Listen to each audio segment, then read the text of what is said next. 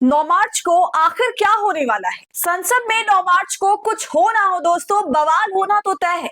जी हाँ, ओम बिरला के खिलाफ अविश्वास प्रस्ताव जो विपक्ष ने आगे बढ़ाया, अब चर्चा उसकी हो रही है। साथ ही आज की वीडियो का मुद्दा ये है दोस्तों कि क्या अब विपक्ष ने अपनी पूरी सीटों का या कहें वोट्स का जुगाड़ कर लिया है। वीडियो में आज इस बात को जानेंगे और इसको जानना दोस्तों बहुत जरूरी है, क्योंकि भाजपा सरकार ने अब ये कह दिया है कि इस अविश्वास प्रस्ताव पर बहस होगी, उसके बाद वोटिंग होगी।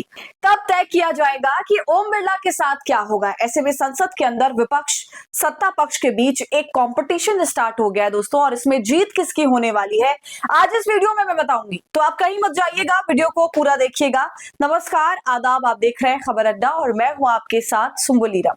दोस्तों, वीडियो शुरू करने से पहले एक छोटी सी अपील, आप हमारी आजाद पत्रकारिता को पसंद करते हैं और चाहते हैं कि हम ऐसे ही सत्ता से सवाल करते रहें, गोदी मीडिया का सच आपको बताते रहें, तो हमें आपसे आर्थिक सपोर्ट की जरूरत है। आप स्क्रीन पर दिए क्यूआर कोड या फिर यूपीआई आईडी के जरिए हमारी मदद कर सकते हैं। दोस्तों, जिस बात की अब तक मात्र अटकलें चल रही थी, अब सरकार ने वो बात क्लियर ही कर डाली। ओम बिरला के खिलाफ जो अविश्वास प्रस्ताव आया, उस पर बहस भी होगी और अब मतदान भी होगा, यानी कि वोटिंग होगी। और लोकसभा के अंदर जिस कुर्सी पर ओम बिरला बैठते थे, उस कुर्सी पर अब कोई और बैठेगा और उनके भविष्य का फैसला करेगा। वो फैसला जो मतदान के जरिए होगा।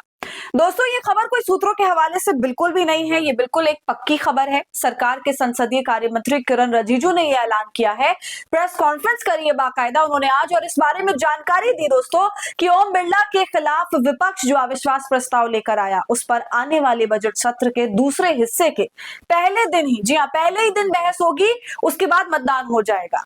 और ये सब कुछ 9 मार्च को ही होगा। 9 मार्च से ही संसद का दूसरा बजट सत्र का दूसरा भाग जो है वो शुरू होने वाला है और 9 मार्च में ही ये सब कुछ होगा। और दोस्तों, मैं आपको ये बिल्कुल बता दूं कि यहाँ पर भी सरकार जो है पूरे तरीके से खेल करने की कोशिश में है, किसी भी तरह ये सब कुछ उसके हाथ में चला जाए। और वो इस तरह होगा कि सरकार ने आगाह किया है विपक्षी पार्टियों को कि अगर उन्होंने बहस नहीं होने दी या किसी तरह का व्यवधान पेश किया, तो फिर सरकार को ऐसा दांव चल सकती है जिससे विपक्ष का ओम बिरला के खिलाफ अविश्वास प्रस्ताव लाना ही बेकार हो जाएगा।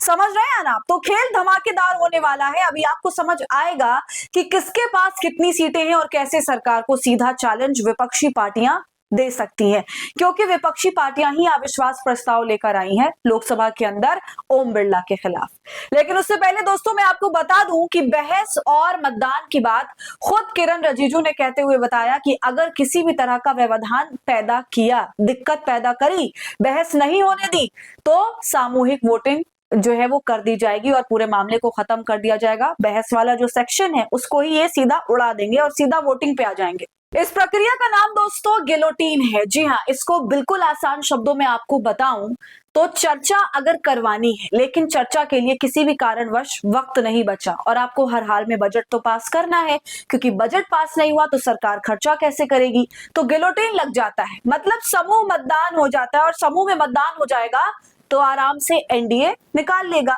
तो सरकार ये चेता रही है कि विपक्ष को कि अगर विरोध किया, किसी तरह का हंगामा किया, तो हम गिलोटीन लगा देंगे अविश्वास प्रस्ताव पर, बिना बहस के मतदान हो जाएगा। सरकार दोस्तों इस तरह की कोई तैयारी कर रही है कि वो बहस ही ना करवानी पड़े। मतलब अब आ जाते हैं दोस्तों ओम बिरला के खिलाफ लाए गए अविश्वास प्रस्ताव की ओर। जो वोटिंग होती है तो किसके पास कितनी सीटें हैं और इन सीटों से क्या गणित निकल करके आता है। देखिए, मैं आपको बता दूं, अकेले बीजेपी के पास 240 सीटें हैं। अगर आप टीडीपी और जेडीयू को दोस्तों हटा दें, अकेले बीजेपी के पास 240 सीटें बचती है, जो बहुत बड़ा समूह है। वहां दूसरी तरफ अगर विपक्षी गठबंधन की बात करें, विपक्षी गठबंधन कैसे बीजेपी को, अकेली भाजपा को, कोई और गठबंधन नहीं, सिर्फ बीजेपी को कड़ी टक्कर कैसे दे सकता है। कांग्रेस पार्टी के पास 99 सीटें, ठीक है। इसके अलावा समाजवादी पार्टी के पास 37 है। इसके अलावा तृणमूल कांग्रेस के पास 29 सीटें हैं। डीएमके के पास 22 सीटें हैं। जैसा कि मैंने आपको बताया, मैं यहाँ पर दोस्तों टीडीपी और जेडीयू को ऐड नहीं कर रही हूँ, बैसाखियों को। शिवसेना उद्धव ठाकरे के पास 9 सीटें हैं। इसके अलावा शरद पवार की पार्टी के पास 8 सीटें हैं लोकसभा में, आरजेडी के पास 4 सीटें हैं। कम्युनिस्ट पार्टी ऑफ इंडिया, जो कि इंडिया गठबंधन का हिस्सा थी बिहार में, उसको भी मैं यहाँ पर दोस्तों ऐड कर दे रही हूँ, उसके पास 4 सीटें हैं। आम आदमी पार्टी के पास 3 सीटें हैं। आम आदमी पार्टी भी हालांकि इंडिया गठबंधन से उसने खुद को अलग तो कर ही लिया एक तरह से, लेकिन संसद में जब भी कुछ भी होता है, संसद चलती है, तो उसके स्वर जो है विपक्षी गठबंधन से मिल जाते हैं, ठीक है। 3 सीटें झारखंड मुक्ति मोर्चा के पास, नेशनल कॉन्फ्रेंस जम्मू कश्मीर की उसके पास 2 सीटें। अगर केवल इन तमाम पार्टियों को मिला दें, जिसमें दोस्तों अकाली दल को ऐड नहीं किया गया, ना ही कम्युनिस्ट पार्टी ऑफ इंडिया को ऐड किया है, तो ये टोटल बनता है 220। तो ये बीजेपी से 20 कम हो रहे हैं। और यहां पर हमने 2 अन्य पार्टियों को तो ऐड किया ही नहीं भाजपा की तरफ से, और जो आजाद उम्मीदवार होते हैं उनको भी ऐड नहीं किया, इंडिपेंडेंट वालों को। तो विपक्षी गठबंधन के लिए काफी निर्णायक लड़ाई होने वाली है और उसी तरीके से इनको लड़ना भी है। इसलिए आने वाली 9 तारीख बहुत कुछ बयां करेगी। इस दिन दोस्तों खेल होगा। विपक्षी गठबंधन के पास लगभग अब 20 दिन का जो है वो समय है, 19 दिन का, और इतने समय में वो जितना हाथ पैर मार सकती है और लोगों को इकट्ठा कर सकती है कर ले। इसके अलावा दोस्तों समझने वाली बात यह भी है कि सरकार ने पहले से ही धमका दिया है कि वो गिलोटिन पेश कर देगी, और अगर यही हो जाएगा तो फिर इस पूरी लड़ाई का कोई मतलब ही नहीं रह जाएगा। क्योंकि दोस्तों भले ही विपक्ष अविश्वास प्रस्ताव खत्म कर दे, मगर बात यहाँ पर सांकेतिक लड़ाई की है, जिसमें यह कहा जाएगा, अगर नेक टू नेक कंपटीशन होता है तो यह कहा जाएगा विपक्ष की तरफ से कि देखो संसद के अंदर तो 220 नेता ऐसे थे, ऐसे सांसद थे जो स्पीकर से पे विश्वास ही नहीं करते, और ये बड़ा संदेश चारों तरफ जाएगा। बिल्कुल उसी तरह जैसे लोकसभा चुनाव में भारतीय जनता पार्टी जीत तो गई, सरकार तो बन गई, मगर उस जीत को हारा हुआ ही माना गया, क्योंकि भारतीय जनता पार्टी का प्रदर्शन अच्छा नहीं था। वो तो बैसाखियों ने जान बचा ली, वरना सरकार कभी नहीं बन पाती। और इस बात का ताना हर वक्त मिलता रहता है भाजपा को।